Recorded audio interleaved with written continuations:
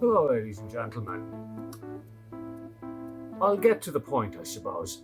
In January, I'm spending 10 days on holiday down in Melbourne, and I kind of unexpectedly have more time off than I thought I was going to have. I have like 4 days either side of the 10 days, which means I've like well over 2 weeks, nearly 3 weeks off work. And having such a large and unexpected amount of time has got me thinking, should I ride down to Melbourne in January?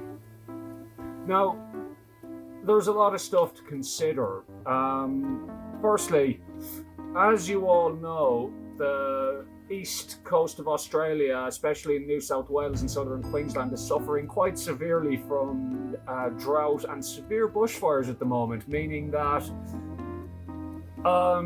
potentially some of the route will be smoky, although I'm not really particularly concerned about roads being closed, because especially once you get from the Gold Coast onwards, it's basically motorway the whole way from the Gold Coast to Melbourne now. I think there's only small parts in northern New South Wales that aren't, and I don't anticipate the roads being closed. Might be a bit smoky, but you know, unfortunately that is what it is, and I guess I'll cope with it if I have to.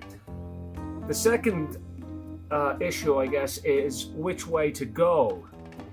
So Route 1 is to go directly south from, well, go over to Charters Towers and go directly south, which is the shortest way. I will put a map up here, and it is inland though, meaning that in January it's probably going to be a lot hotter, and you also have the fact that, you know, it's pretty sparsely populated in there, and there'll only be a small town every 100 kilometers or so, and the scenery won't exactly be riveting.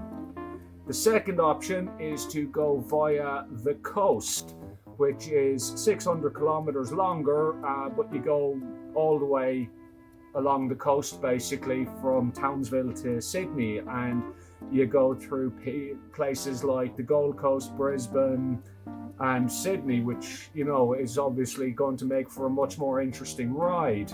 Also, I know people in Brisbane, the Gold Coast and Sydney whose hospitality I could possibly abuse along the way, meaning that I'd have a place to stay, and that means I probably only have to pay for accommodation one night on the way, probably in Rockhampton or Gladstone or however far I get on the first day.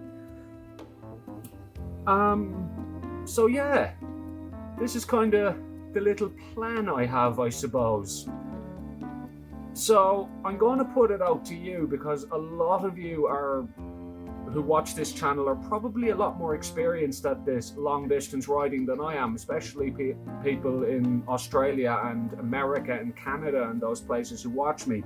So what do you think? It will be a hot ride, it will be a long ride, and it will probably take 4 to 5 days, and I have thankfully the luxury of having 4 to 5 days to spend.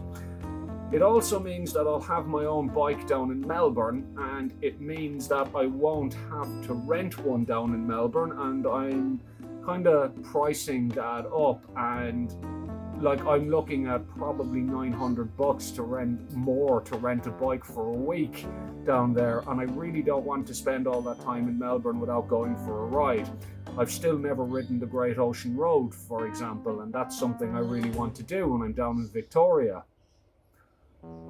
So that's kind of where I'm at the moment. What do you all think?